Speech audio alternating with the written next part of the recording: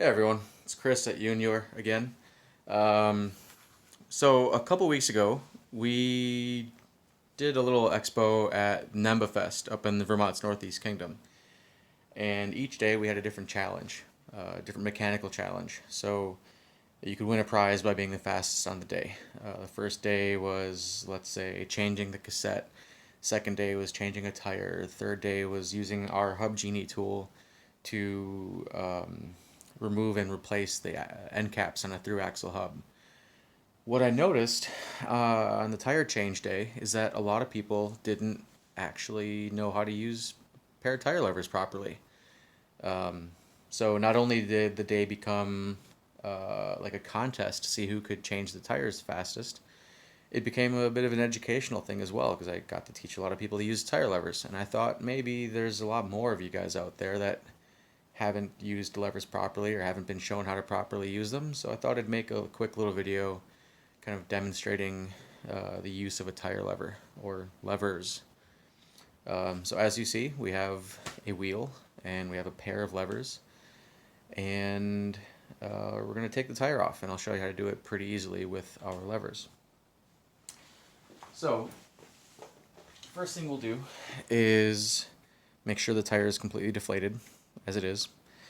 That makes it a lot easier, and odds are if you're changing the tire it's because you've got a puncture or something, so the tire is likely already flat anyway. If it's not, you'll find the valve, which is right here, and if it's a Presta valve like this, you'll unscrew the plunger and just push it in until the air is all out. If it's a Schrader, like you might find on a car valve or a car tire, you'll find a little poker. I usually use a flathead screwdriver, and you'll push in the little pin inside the valve, and that'll let the air out. Next thing you do is work your way around the wheel, kind of just pushing the tire into the center of the rim, like so.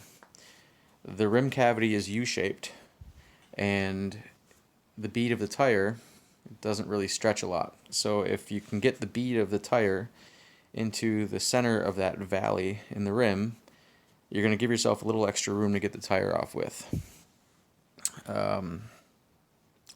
Pretty simple so far. The next thing we'll do is we'll kind of peel back the tire, and using this scalloped end of the tire lever, we'll hook that under the bead and we'll pry it over, and then the other end of the lever has these little hooks on them. You hook that over a spoke like so, and you can see that that will hold the bead over the rim.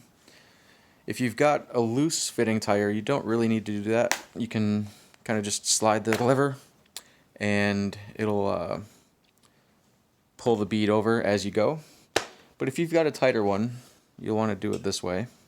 So as I said, you take that hooked end, or the scalloped end, hook the bead, and then hook onto the spoke like so. And then you move over just a little bit and you repeat the process. This time you shouldn't need to hook onto the spoke. You should be able to just pry it over. As you can see, we're just going to work our way around until we get a significant portion of the tire over the rim. And from there we can just slide it like so. And eventually, once you work your way around, the other lever will fall off, and now you've got one half of the tire outside of the rim.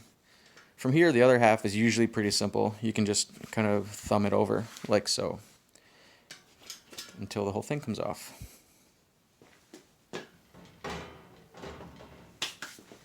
Pretty simple.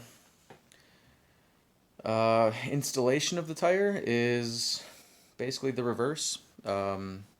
It's usually discouraged to use levers to get the tire on, but you run a really good risk of pinching your tubes that way.